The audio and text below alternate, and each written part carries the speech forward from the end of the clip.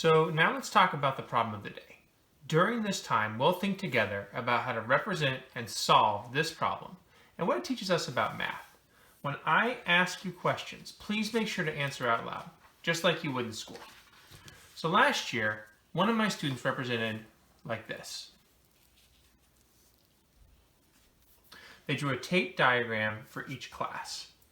18 is the total for class 1 and 19 for class 2, because in the story we know class 1 has 18 kids and class 2 has 19. In both tape diagrams, they put a variable for the number in each group and a question mark for the number of groups. Another student that I had represented like this. They wrote an equation for both class 1 and class 2. They put 18 as the product or the total for class 1 and 19 for class 2. Because from the story we know class 1 had 18 kids and class 2 had 19. They put variables for the number of groups and the amount in each group in both equations. So in both representations, we have unknowns in each class for the number of groups and the amount in each group. Why? Say it out loud.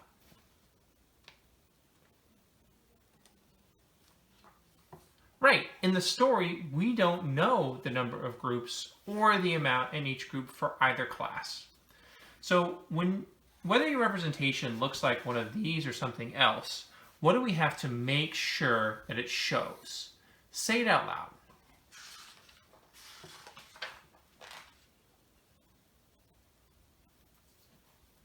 Yeah, it has to show that the total for class 1 is 18 and for class 2 is 19, but that we don't know the groups or the amount in each group for either class. Okay, so what are we trying to solve here? Say it out loud.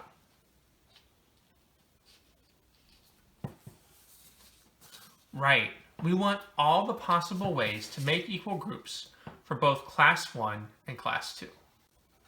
So how can we solve this problem? Say it out loud. Some of you probably said we could use factor rainbows. That's true, we could do it that way. But why would a factor rainbow make sense as a solution strategy? Say it out loud.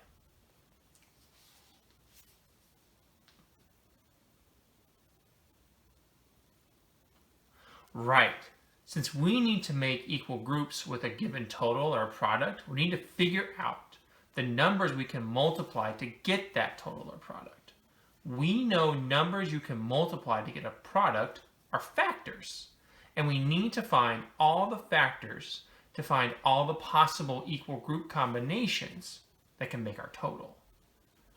Okay, I'm going to use this visual anchor to help us keep track of our learning today.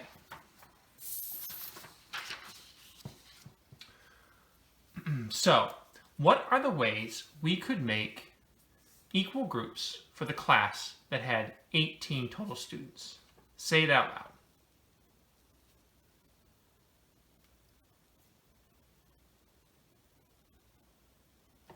Okay, so we could do one group of 18 or 18 groups of 1. That's our first factor pair. We could do 2 groups of 9 or 9 groups of 2. And we could do 3 groups of 6 or 6 groups of 3. Great, there's our factor rainbow when 18 was the total. Okay, so how do we know these are all ways to make equal groups when the total is 18? Say it out loud. Sure, 1 times 18, 2 times 9, and 3 times 6 all equal 18. These are all of the factors of 18. Okay, so what about class 2, the class that had 19 students? Say it out loud.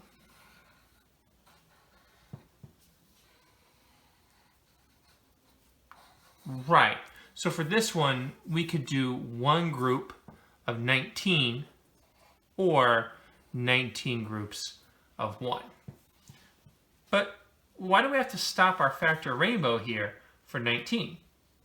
Say it out loud.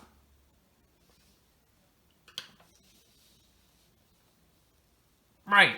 There isn't anything else we can multiply to get 19. The only factors for 19 are 1 and 19.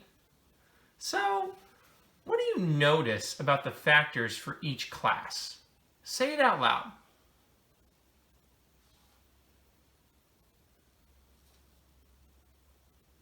Sure. In the first class, there were many factors or ways to make equal groups of students. But in the second class, there were only 2 factors, or 1 factor pair, 1 and 19. Numbers that have more than 2 factors, or more than 1 factor pair, like 18, are composite. This means there are multiple ways of breaking the number into equal groups. Composite numbers have more than 2 factors. I want you to read this definition with me. Get ready? Go. A composite number has more than 2 factors. Okay.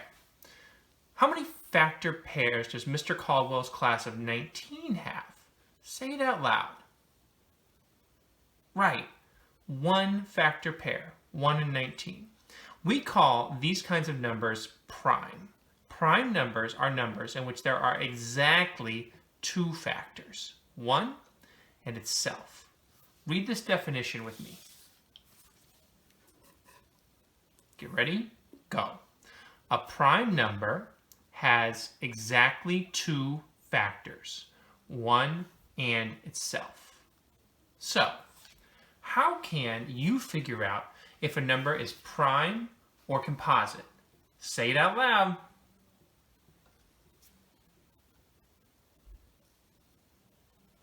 Yeah, we can ask ourselves, how many factors does this number have? If it has more than 2, it's composite. If it has exactly 2, it's prime. The factors of a prime number are always 1 and itself. Go ahead and click the arrow to move to the next slide.